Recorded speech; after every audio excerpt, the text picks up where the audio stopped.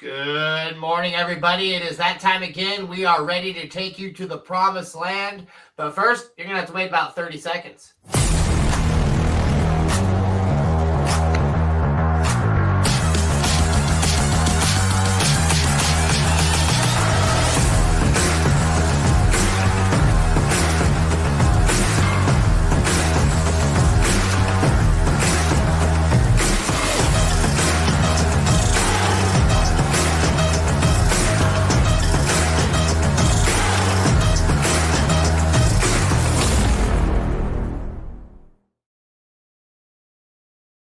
And away we go. It is week 16. It is week 2 of your playoffs. For some of us, not Joe, everybody else had to take that quick shot in there real fast. Get him in there quick, fast, and in a hurry. On my left, my man Jeff. Jeff, how are we doing today? Happy playoffs day, my man. Hey, happy playoffs, but I'm doing great. I'll tell you, I'm doing great. Yeah, and we talked about it last week. Joseph and I went up head-to-head. I had lost to him twice during the regular season. I got my revenge last week, and now I am on to the semifinals. Tough matchup. We'll see what happens today. Hopefully the scales tilt in my favor. Absolutely. I know a lot of times if I'm the guy who lost in the situation, I go for the guy who beat me. In some cases, in Joe's case, I don't know if that would be it would have to be somebody real pertinent on the other side. But down below, speaking of my man Joe, how's it going, brother? How we doing today? Happy Very Sunday. good. Big week in the semis and a couple other leagues. And hey, I'm going to ride the coattails of the guys who beat me last week. Devonta Adams is certainly in the DFS lineup this week. You got a week 16, couple weeks to go. It's time to ride the hot hands. And the other part too is now you got to freaking try to figure out mentally who's still in it and who isn't for the teams where they're not playing for anything anymore. That's always tough at this time of year. Right. And it doesn't really seem like there's a whole lot of football that we're going to miss this year. There's a lot of things that are going to go down, it looks like, right to the wire. So you're going to have a lot of teams that have a lot to play for. Kansas City pretty much all has it, but wrapped up as far as the AFC goes. I know Detroit, Minnesota are still fighting it out over on the other end. Already got our first complaint. We said Miss Trans-Siberian is upset. Joe, why are you shirtless? I went back to two things last week because Jeff's first numbnuts comment after the game was about Devonta Adams and Aaron Rodgers. And if you go back to the episode, I actually argued for those two guys, where Jeff was like, why would you play a Jet? I don't understand why you would play a Jet. Reverse psychology, baby. Psychology. I got him. Adams was a tough sit. Aaron Rodgers, I sleep fine with not playing.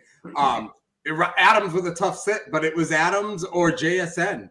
And honestly, JSN's been so consistent. And he had a good game, too. I don't think he didn't get in the end zone. But I had CeeDee Lamb and McLaurin.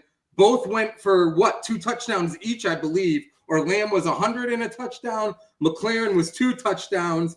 And Smith and Jigba was double-digit points, too. In the end, I could not sit Smith and Jigba. That was a tough one to do. And that is a tough sit, especially with the way those guys had been playing. We definitely saw what they can do when they get it all lined up, but they just haven't been able to do that all season. I think that was a valid sit. It sucks. But that still doesn't answer the question. Why are you sure? I went back there, too. There was I made the comment, and then I said, I'm absolutely not doing that. Mike, I also caught that. I thought Joe was trying to dodge the question with some filler about the Jets and keep going on that without actually having to answer that question. But well done on dodging that one there, Joseph. I've been watching a lot of political things lately, and when you watch stuff like that, you get on to people like him as far as that. I never said lower taxes. Well, listen, I'm a man of, and especially if you're a Howard Stern fan, peace and love, peace and love. There's enough civil unrest where Mr. and Mrs. Trans-Siberian sit and live. The last thing I would want to do is create not just civil, but then domestic unrest, because I am not sure Mrs. Trans-Siberian could handle the combo of the backwards hat and no shirt on. And it's the holiday season. I mean, I can't be breaking up. The other 11 months of the year, I say relationships are fair game. December, that's kind of tough. I tell you, man, that combination was fire in our 20s, buddy. And I tell you, chicks were stacking up like cordwood, my friend. Listen, all you need to add would be the thin zipper hoodie.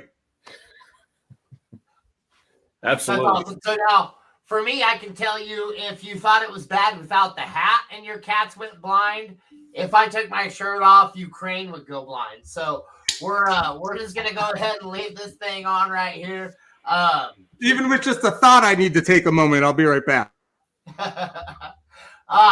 So Jeff, what are we thinking today? Like, we got a few different kind of dilemmas out there. I know one question that we're probably going to see a little bit of today is Patrick Taylor. How are you feeling about Patrick Taylor today? What do you think the odds are of him having a decent game? I mean, are we feeling this guy? Are we away from this guy? So I picked him up in actually the league that I'm in the semifinals and just because I thought he might have a good play on. I think it's actually a really good DFS play. I'm so on the fence, especially when you put him up against a couple other guys. And before we started the show, we were discussing kind of back and forth. The other guy, along with Taylor, that I had is Jerome Ford, who I picked up, who I thought might be a decent play. So when you look at these two guys, they're really prime position to have a big day. Certainly from a DFS standpoint, those are two guys you have to look at. It's just tough. It's tough, man. I like Taylor. There's so many options. They're at Miami.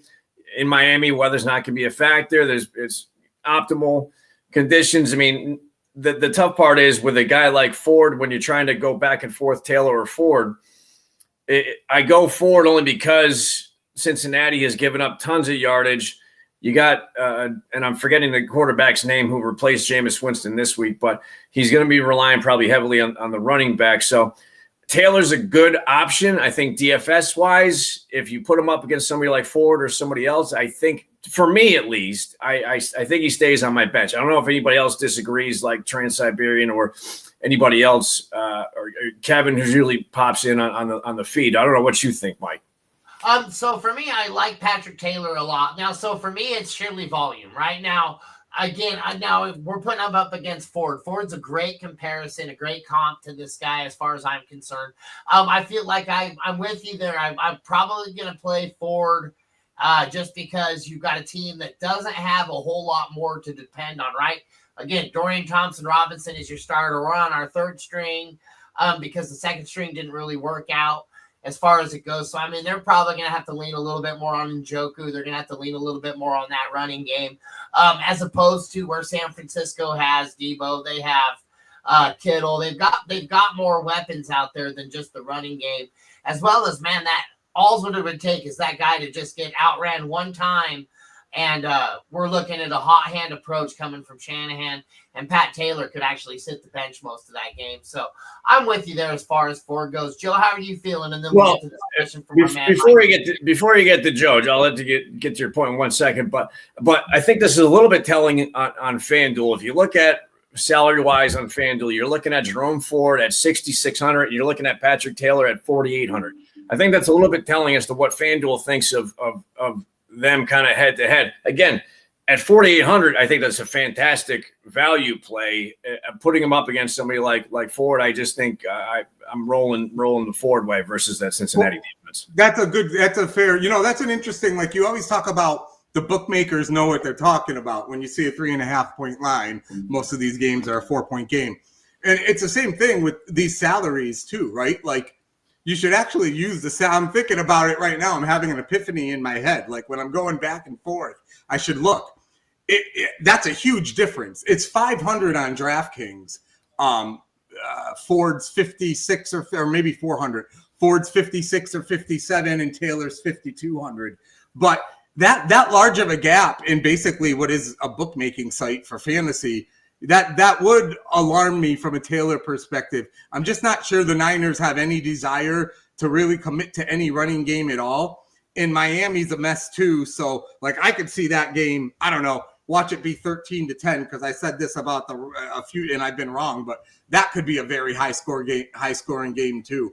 The one thing about Ford is he's one of those guys like Mattinson when he was in Minnesota behind Dalvin Cook. There's a few of them. When they get the call, especially when it's one game, they're usually pretty solid. And Ford's been pretty solid when he's started overall for Chubb. You put in the quarterback now where it's not Winston, they're not going to be comfortable airing it out, although with Cincinnati, that game could track that way. I like Ford in the passing game too. So if you're talking DFS or PPR, I do think I like Ford a little bit more. Gotcha. No, I again, like I said, I'm just trying to kind of gauge where we're feeling Taylor. And Mike from VA says, "What's up, guys?" And right away, Pat Taylor at Miami or Ridley at Indianapolis, full point PPR. Then which defense, special teams? Falcons versus the Giants, Colts versus Tennessee, or Vikings at Seattle? Joe, we'll let you lead this one off. Yeah. I mean, there will be scenarios where I would choose Taylor today because I like that matchup too. You know, Ridley is so boom or bust, but I don't know. These Indianapolis games to me just seem to be so insane. Like the Vikings the last couple of years, this year the Vikings are just winning. But the last couple of years too, the Vikings are another team where they just played continually insane games, a lot of high scoring games. I just feel like this Tennessee-Indianapolis game today, it could be high scoring. I don't love Ridley overall, but I don't know. Maybe I'm throwing caution to the wind today, but I'm feeling a roll with Ridley. I mean, he went for 3 for 41 last week, 7 for 59 the week before. He has got 3 games over 20. He's definitely more of a boomer bust guy. You know what's really funny? I'm looking at he didn't have a catch the last time they played Indianapolis. I'm wondering he had 8 targets and no catches when they played Indianapolis last. You know what? I'm changing my answer. I can't do it. I'm playing Taylor. I want to play Ridley because Ridley's had 3 or 4 really big games this year, and I could see that happening again. But there's too much bust potential there. I feel like Taylor, you know, he's ripe to at least get you 10 points one way or another. So I'm going to go Taylor there. As far as the defense goes, I'm not going to go Colts. The Vikings, I'm going to go Atlanta here, but here's one thing I was just looking at. I was looking at the Eagles defense on DraftKings, and I'm not sure how it is on FanDuel, but on DraftKings, the Eagle defense has only scored double digits twice this year. If you look up the Eagles defense in any of my like fantasy leagues, Yahoo, CBS, ESPN, I think there's only been 2 weeks where they haven't scored double digit scoring. So defensive point, it can really range based on what type of league you're in or what you're doing. So I would certainly pay attention to that in this choice. And if it's points related and points driven, I'll take the Falcons. If it's a league where the scoring is, you can give up a few points, but those sacks and I like the Vikings. But if it's about points, I'm taking the Falcons defense. That's a great perspective right there on that part of the question. What do you think here, Jeff? Well, on the first one, I'll go ahead and agree and say you got to go Taylor, running back over wide receiver. Just the potential of touches at least is there with Taylor, where you have to assume he might get upwards of double-digit carries, and with Ridley, you can't necessarily say he'll get more than 5 catches. Perhaps odds are he may, but you also have Mason Rudolph starting over Will Levis. Not that Will Levis is a dream or anything to write home about. I don't know what to expect from Mason Rudolph either. I don't think either one of them are all that great. So having said that, just with the opportunity alone, I think Patrick Taylor's the way to roll. As far as the defenses are concerned, I definitely agree with Joe's take. Falcons haven't done much on defense at all this year, period, up until they might have had a game or 2 earlier in the season, but up until last week against a really bad team in Las Vegas. So they capitalize on that. I think the Giants are probably just as bad, if not worse than Vegas. So if last week versus Vegas tells you anything about the Atlanta defense, I think they can probably do the same thing against the Giants. The Vikings have a great defense. It was better in the first half of the year than it's been now. So that's a good option, but I still just on the 1 week alone thing, I would still go Atlanta versus the Vikings. And again, Joe said it, Colts are out of that equation. Yeah, no, I like so I agree first off with Pat Taylor. I think Pat Taylor is definitely the play. Just sheer volume on this one, right? Like I know that guy's going to get at least 15 touches. Ridley might not get one if it's anything like the last game. So for me, it's a slam dunk. And I do like who's the quarterback for the Giants today? Is it Drew Lockavito? I believe is the guy's name. I think it's going to be the quarterback for the Giants. I think give me Falcons right there. The other two games, I see just too much high scoring potential. He's got another one here. He says also Strange versus Vegas or Njoku versus Cincinnati full point PPR. Jeff, lead us off here. Well, so I mean, this is a good question. I mean, first of all, I'll just say I can't trust anybody on a Jacksonville offense standpoint.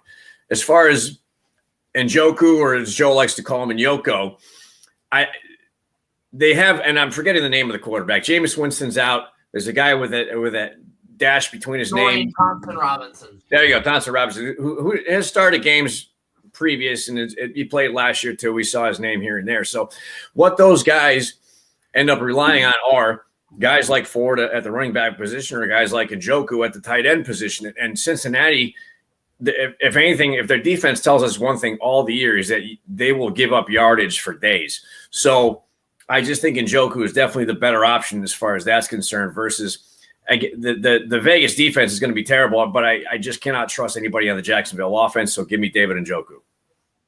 So one thing real quick, because obviously this would change things. He's questionable, Njoku.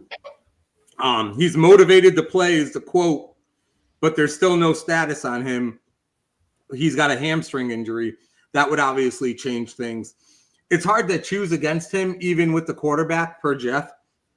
I would say, though, the one thing about Strange, and like this Mac Jones, I don't know. There are just some guys and some careers that are just such head scratchers. And we've seen it with Geno Smith. We're seeing it with Sam Darnold. We saw it with Joe Flacco.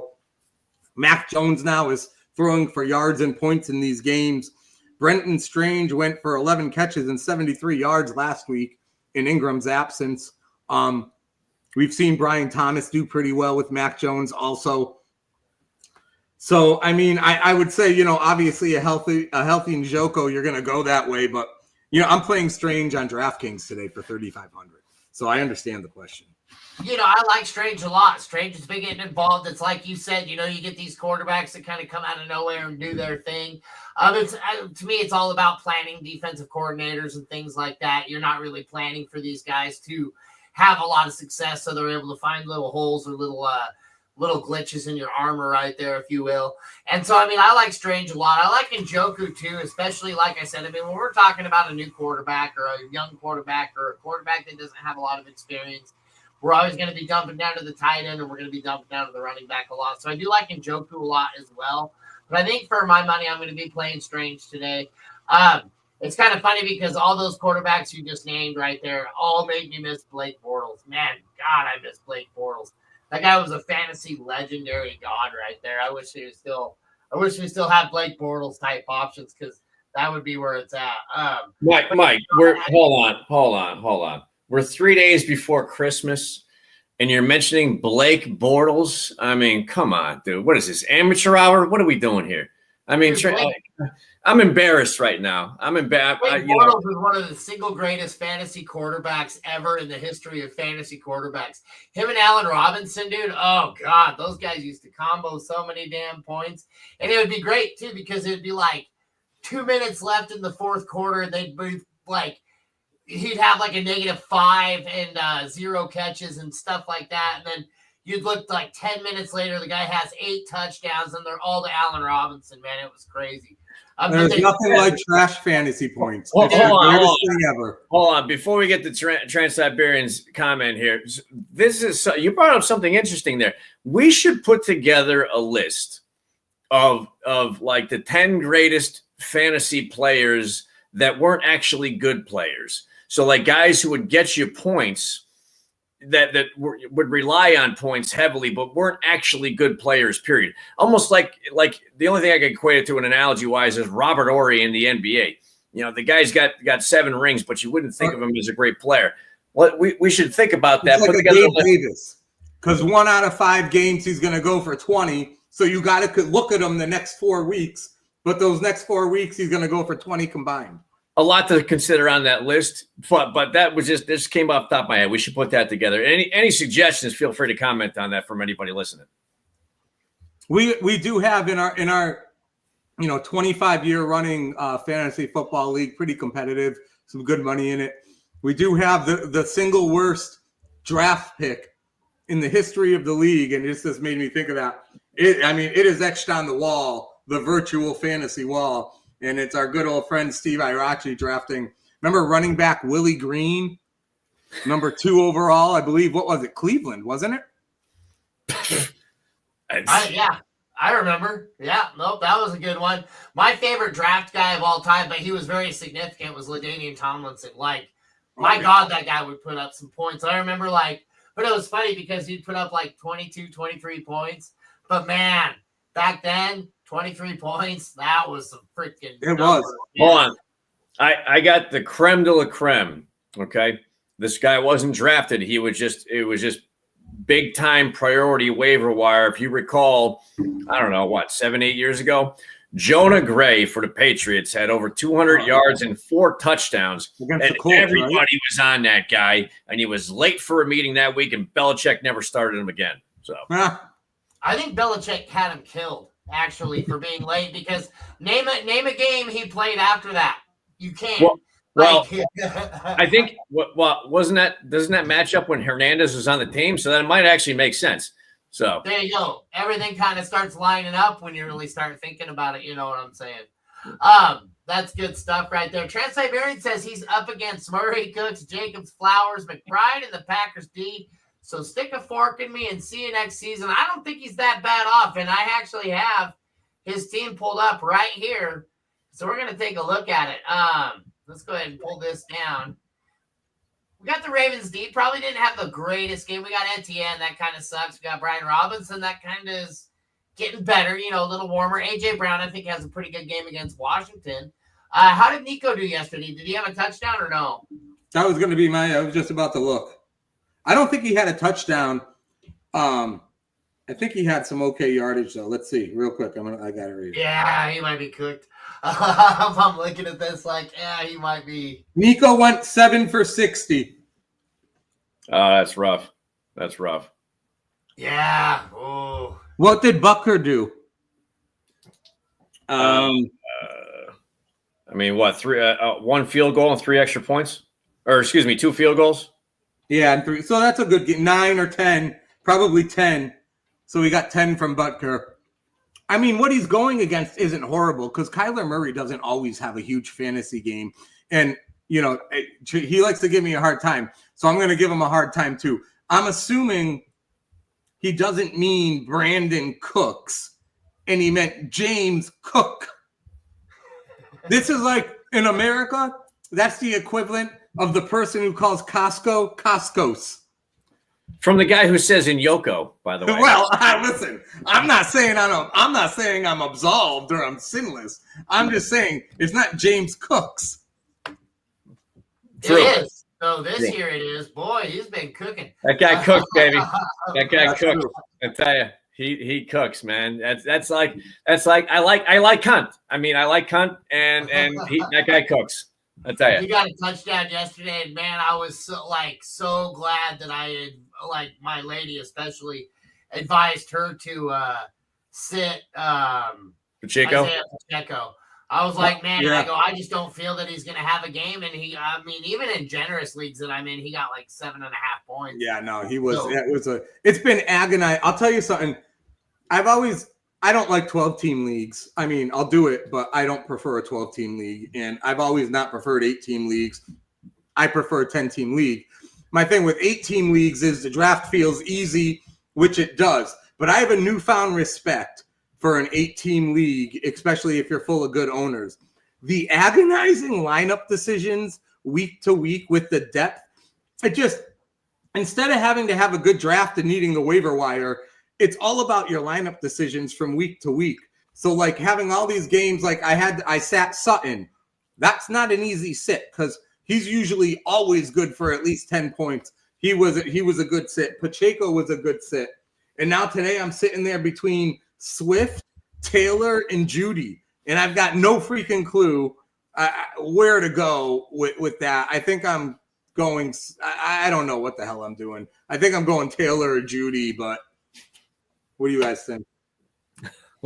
I just like to comment. I don't know what the hell I'm doing.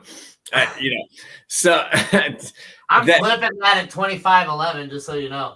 I think we hit the nail on the head a little bit. That's when we said Judy would be a no-brainer if Jameis Winston was there, but he's not. So I can't be confident that Judy would be the guy, and with Taylor there, I can't risk a wide receiver over a running back, so I'll wipe Judy off the play. And it was Taylor, and who was the other one, Joe? DeAndre Swift. Okay, and Swift. So, geez, man, I tell you. When Swift got shut down, Swift has been, again, so weird because that Bears offense is just so freaking bizarre this year.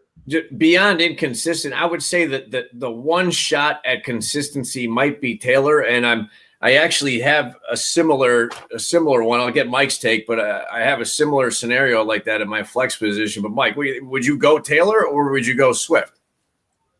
I think Taylor. I don't like Swift against Detroit. Detroit seems. Hold on a second. Hold on. I literally just said, would you go Taylor Swift? That's just a strange. Anyways, go ahead, Mike. No, are we talking Jonathan Taylor or Patrick Taylor? Sorry, Patrick Taylor. I actually already have Jonathan Taylor in the lineup. Yeah, so we're gonna go the tale of two Taylors. Because I think I would do Patrick Taylor here, and I'll tell you why. Because Detroit seems to have this like next man up philosophy that seems to work out. Like they lost Aiden Hutchinson in week 8. They lost all kinds of defensive pieces, and they still are putting together big games. Their offense is firing on all cylinders. Now with one less cylinder without David Montgomery, but I feel like I don't think that Chicago has a chance to really stay in that game for very long. I think we're going to be throwing the ball an awful lot. I don't think it's going to be a DeAndre Swift style game. For me, it's going to be Taylor right there, and it's crazy. I agree with that. I screwed one part up, though. I forgot the guy. And Jacoby Myers, who, as of right now, so I made the decision yesterday after not playing Sutton and Pacheco that I was going Myers or Taylor. I forgot about Myers because I have him in my lineup right now. So would you go Jacoby Myers over Taylor, or would you stick with Taylor? Is really what it comes down to. Again, so I'm going to lean volume every time. And for me, Patrick Taylor is going to get – I can guarantee you he's going to get at least 10 to 15 touches. Not guarantee, right, because it is a Shanahan-led offense.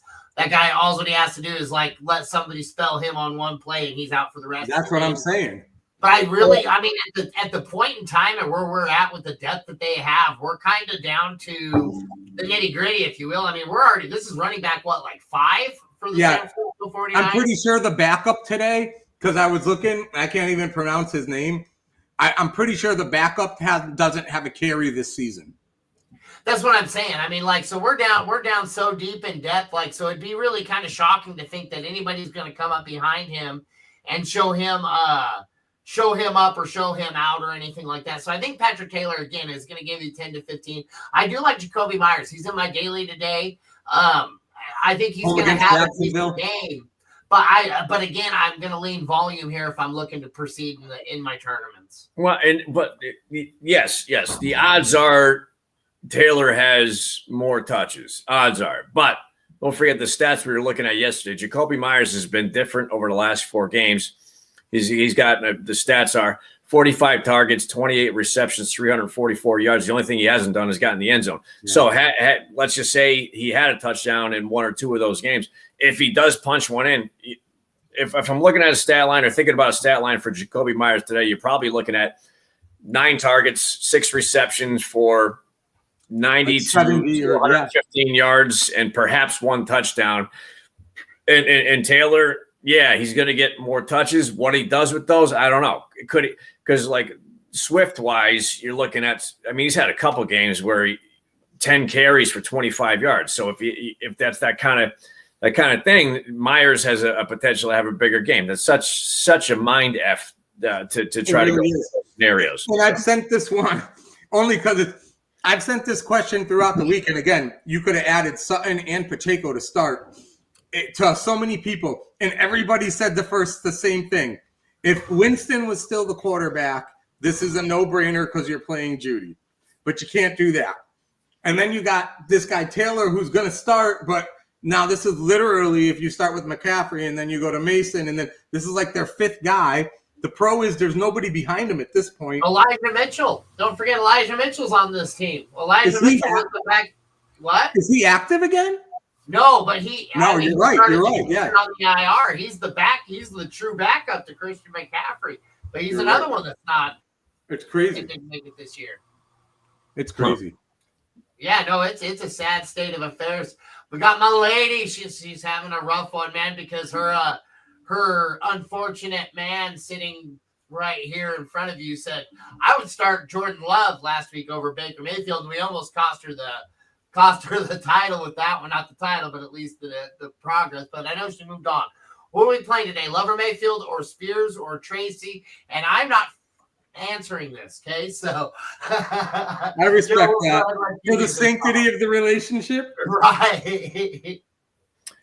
Well, so I mean that is such a tough that's such a tough call on either one of those. I would say for between Love and Mayfield, I mean Jordan Love at home Monday Night Football against the Saints, and then you got Mayfield on the road in Dallas. I tell you, with pretty much everybody on Tampa, are there any injuries on Tampa's off? That's what we should think about. Irving's healthy. Evans is healthy. Oh, Otten's out. The tight end's out this week. Otten's out. He hasn't been doing that much. No, so I would just say that Baker Mayfield against the Dallas defense that can give up yardage. They got a good defense, but they do give up yardage. You got Green Bay at home. I don't know what kind of weather we're looking at in Green Bay, but obviously not ideal in December in Green Bay outdoors. So I would say probably Mayfield is the way to go. And then on the other side of that, I would say Tracy Jr. is probably the way to go.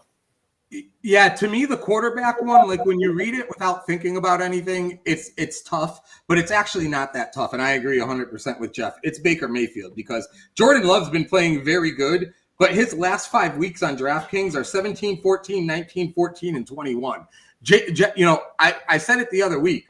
Jacobs is having a season as a free agent acquisition that is historic, but it's just overshadowed by the fact that Barkley and Derrick Henry are also doing it times 3 for teams that are doing it even better than what Green Bay has done so far. But he's taking so many touchdowns in that red zone.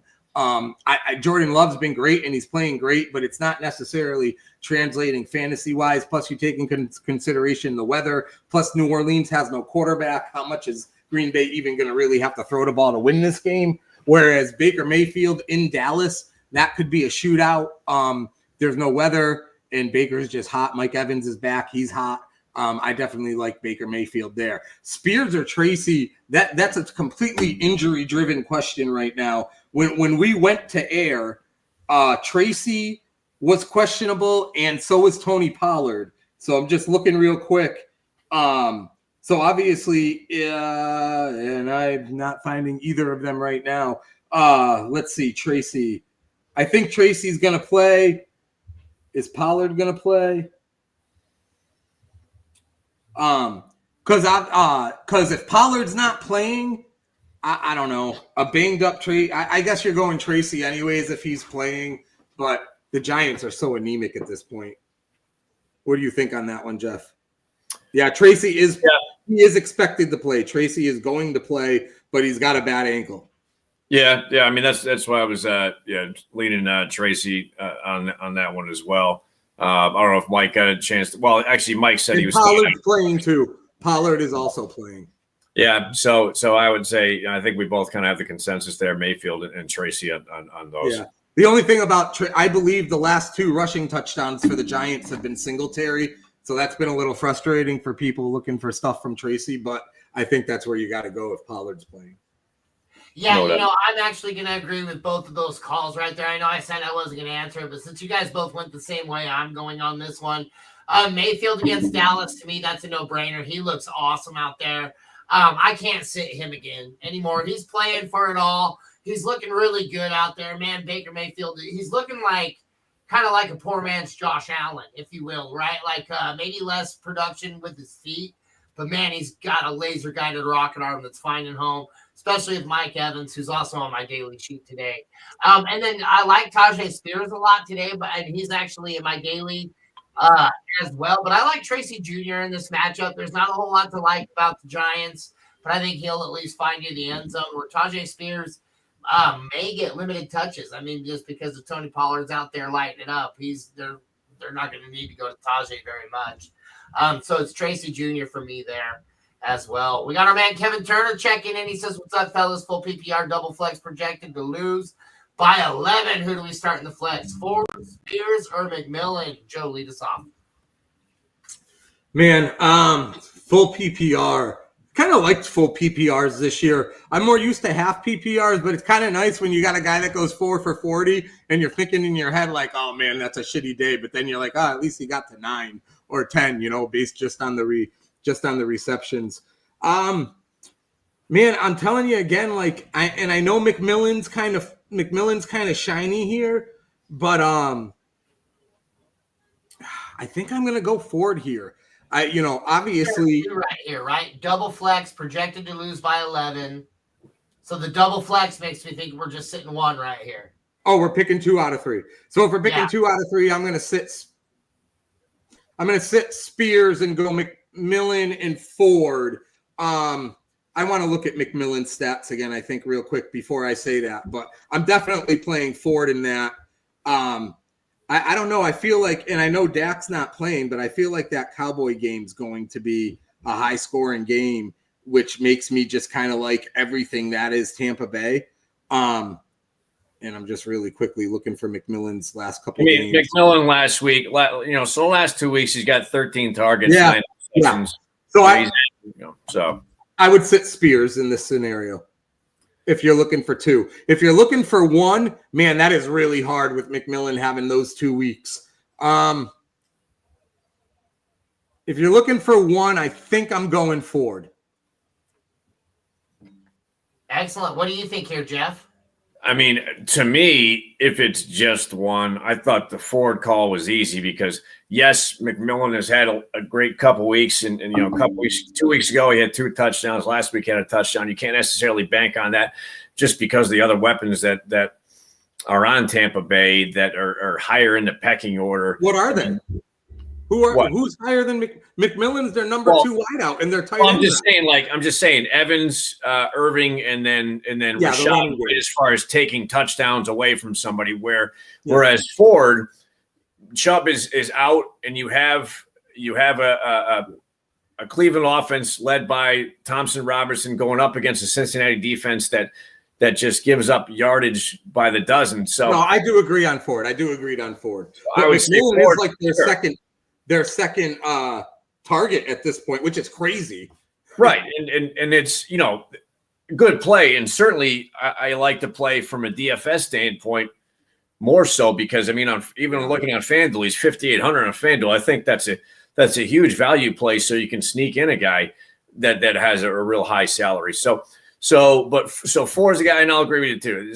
Of those 3, if you're 2 out of 3, you got to sit Spears. McMillan, hopefully the hot streak continues for that guy. Good play, but if it's just 1 out of 3, you go Ford. Yeah, I like that too. I agree. I think I'm going to go Ford and McMillan here as well. Spears on the backside of that, unfortunately. I do like Spears a lot today, but like I said, these guys have just been in their respective roles. They're going to get the volume. They're going to get more. They're going to get more play, more production. Spears can do a lot with that production, but he's just going to be limited as far as touches by comparison. So I agree with you guys. And if it's 1, for me, it's Ford. Master Vader says, "Good morning, Miller or Dubs, half PPR. Love is my second quarterback in a super flex. Are we stacking Dubs or are we playing Keandre Miller?" We're talking about the running back from the Saints, right? Yes, sir. Yep. Alvin Kamara is out. Right. Well, I tell you, I would say of those 2 guys, what has Dobbs done 2 touchdowns last week. Okay. Well, okay. I'll give you that. Outside of that, and again, you can't necessarily react to what somebody did the previous week alone. You kind of got to look at the body of work. Now, there really isn't much to compare when you're talking Miller, but you're outdoors in Green Bay. You have to assume that they're going to be relying on the running game a little bit more. Again, I don't know what the weather forecast looks like. Something might you have to take into account, but Ty goes to the running back, and Dobbs just hasn't put it together. It's like that. It's almost like Jaden Reed, man. Everybody was hot on the guy after he had 34 points week 1, and then next thing you know, he kind of, he'll spot in some stuff here and there, but I can't rely on Dobbs doing that 2 weeks in a row. Dobbs has turned into like the quintessential like win you games receiver. He's great in the red zone. He'll go 5 for 50 and a touchdown almost every week, but that doesn't necessarily translate fantasy wise. I think you got to take the shot with Miller as the starting running back. They got, Jamal Williams, I believe, is the backup running back. He's a veteran. They're obviously rebuilding. It feels like everything I read about Miller, they're pretty excited about him. They want to get him touches. He was injured earlier in the year. So I like going with the running back here for volume and just overall upside. I like Dobbs in general, but I think kind of to Jeff's point, it feels like he's good for 10 to 12 points a game, a couple big catches that help Green Bay win a game, but that doesn't necessarily move the fantasy needle. Well, and I like this question too with Miller, and then I guess I'll pose that question to you guys. Would you go a starting quarterback in Miller against Green Bay outdoors, running back, or would you go Rachaad White as the second running back option in Tampa, third or fourth on the depth chart? He did have some points. He does get some touches. Would you say that, okay, Miller's going to have more touches for sure, but in Rachaad White you can't necessarily count on it, or do you trust Rachaad White more to put up points? I think Kendre Miller does fine. I think with the quarterback situation going on over there, we're going to be leaning running back. We're going to be leaning tight end. And so for me, Kendre Miller is a good high volume play.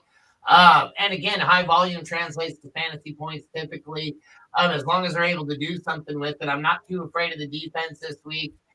Give it Kendre Miller here for sure. But I get what you're saying there. I like that point because Rachaad White is still a fairly solid play week in, week out. But again, I think I'm going to probably go Miller over him as well, just because sheer volume. Now, I mean, you're talking about what can Rachaad White do with 6 touches versus what can Kendre Miller do with 20? And I mean, and just a good, like I said, how many people can just bust out Darth Vader that fast? I agree with. Although Master Vader is also a really, really funny name, and I didn't really understand what I was saying until I got it all the way out there. Trans-Siberian says Etienne is going nuclear today. Hawk or Strange? I have my own opinion of this, but what do you think here, Jeff? Man, that is a tough call, dude. That is a tough call. Man, I mean, there's Hawkinson. I mean, all these bigger tight ends have had fairly disappointing seasons. It seemed like. Wow, that's a tough one. I mean, if you asked me this a few weeks ago, I think everybody would probably agree. Or like, a healthy TJ Hawkinson, I think would be a no-brainer. Not that he's not healthy, but I mean, we've seen kind of what Strange has done. And Joe made a good point, I don't know, maybe 20 minutes ago about Mac Jones and his ability to get trash fantasy points. Strange might be the play here in Las Vegas versus Minnesota. I believe they're at Seattle. And with Hawkinson maybe not necessarily being the guy that Darnold's throwing to, he might have been the guy for Kirk Cousins. Doesn't seem like he's the guy for Sam Darnold, whereas Strange might seem to be the guy for Mac Jones. Man, I'm leaning that way. What do you guys think? Yeah, it's a tough one. It's a really tough one because Hawkinson's been doing all right, but with Addison coming on and Jefferson kind of back to normal, there's only so much for Hawkinson. Where I feel like with Jacksonville and Strange, you just the right part. Hawkinson's obviously the better overall player, but it just might be the right point in time. And again, it's a matchup with Vegas, although I do also like Hawkinson's matchup against Seattle. The funny part is in my main slate DFS lineup, I've got Strange as my starting tight end and Hawkinson as my flex, just because and it just kind of the way it worked out. If one thing too, Strange went for 11 catches last week. So if you got to take PPR into account here a little more. Hawkinson's not getting that type of volume. So if you're talking half point or point PPR, I think it's uncomfortable, but man, it's uncomfortable. But I kind of think it's Strange. Let me throw this at you. Just because I'm starting to just take a look at things. I would have a very difficult time if you're saying you're starting Travis Etienne, right? I would have a very difficult time starting 2 Jacksonville Jaguars in my lineup at this point. I mean, it seems like Mike, you agree. That's a great point. The point I was getting ready to make right there. It's like there's teams out there that I don't mind stacking up and getting, but Jacksonville is not one of those teams that I'm going to want to have a lot of pieces sitting out there on the football field, because that's a team that can throw up a real big dud real fast. They've been known to do that, and they do it more often than they don't. And Bigsby's playing today, right? Is Bigsby out? Tank Bigsby's playing as well. Yeah. Again, like I said, I can't stack that kind of thing up. I agree. And Joe, I'm sorry. It seemed like you had a question on the fly that something came up, so I figured I'd let you throw that one out. Oh yeah, no, yeah. And so just to be clear, there, I think I'm leaning Hawkinson based on what Mikey said there. I can't have a double share of Jacksonville, even though I kind of like the idea of Strange, or even Brian Thomas doesn't bother me today in the right situation. But so just to get our main man, the answer would be Hawkinson. All right. Mr. Phil Irachi, who in his inaugural CTNFL season is battling Uncle Steve in the semis. He's got a tough one. He feels like he needs a little bit of making up to do already. Actually, he's not facing Steve. He's facing Adam. And he doesn't, and just to your point about share of one team, and this is the opposite. This is the perfect segue. He doesn't want to play 3 Vikings. So he's got Hawkinson. He's got Addison. So does he think about playing either Kincaid over Hawkinson, or what do you do with Addison, who's been a thorn in your side all year long as far as what to do with him week to week? And just as a quick refresher, show history, we did tell this guy to play. We told this guy to play Tommy DeVito in his season debut over Jordan Addison, who I believe on his first catch of the game outscored DeVito for the whole game. Does he think about sitting Cooper Kupp or T. Higgins to play Addison? So those are some sticky scenarios there. Well, so and I'll take full responsibility for that one, Phil. My immediate reaction is you go quarterback over wide receiver at all times, and of course that's the one game that Jordan Addison decides to have 3 touchdowns and something like close to 200 yards. I haven't seen a game like out of that guy. That was just beyond ridiculous, and our credibility was hurt quite a bit, or at least mine was quite a bit after that moment. So I love T. Higgins today. I think he's a great play. Addison, I can't necessarily to say Addison would start over Higgins or Cooper Kupp. I'd have a hard time doing that, man. I can't say I would do it. Now that I say that, Phil, you might want to go ahead and put him in the lineup because he'll probably pop for 40. So we'll see. Mikey, I remember that day like it was yesterday. It was a cold November day. I remember the first touchdown going, well, that's not so bad. Tommy DeVito can catch up with 1 touchdown. But I remember the second touchdown going, okay, that's okay. Tommy DeVito could get that second touchdown. Those trash third touchdown going, oh, shit. We are now screwed, gentlemen. We gave this gentleman very bad advice. We lost 2 seasons of credibility in one game. Right. A guy can be right 10 years in a row, and you can get one call like that wrong. And I mean, again, dude, we're talking about a guy that had, he scored more fantasy points that day than he had the entire season, right? Yes. I mean, so you got to play odds, you got to play numbers, and I can't just give you bad advice, man. And that was just a crazy day. A lot of stuff like that happens. With that said, I think I'm going to go. So break it down with the tight end. Let's start tight end real quick. Because would you consider Kincaid over Hawkinson, or are we just floating Hawkinson there? I think I'd probably play him. Yeah. Yeah, I think you got to play Hawkinson too. Over Kincaid's too. I mean, Buffalo could score 7 rushing touchdowns between James Cooks and Josh Allen, and they wouldn't even need Kincaid necessarily. So I think you got to play Hawkinson over Kincaid. I would pause a little. Not that I disagree with you guys, but Kincaid, bigger target with Buffalo. If Josh Allen's going to throw it to anybody, yeah, the rushing ability is there. If he's going to throw it to anybody, Kincaid seems to be a good target for him. And Hawkinson is a little bit lower on the Sam Darnold pecking order than Kincaid is on Josh Allen's pecking order. And they are in. Are they at home? They're at home against New England. That's correct. So that's as close to 50-50 as you can get. I might lean Kincaid a little bit, but Hawkinson wouldn't bother me.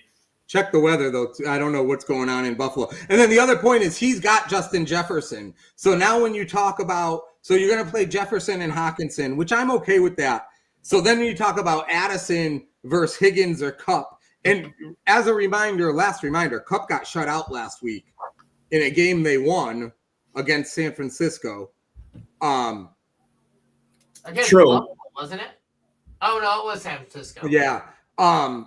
So it feels like I think I'm with you, Jeff, on T. Higgins there. I like Higgins, but I mean, don't forget that was Thursday Night Football, so we're talking 10 days ago that the Rams played. They had some time to recuperate a little bit. Yeah, Cooper Kupp got shut out. I don't see that happening again. They're at the Jets.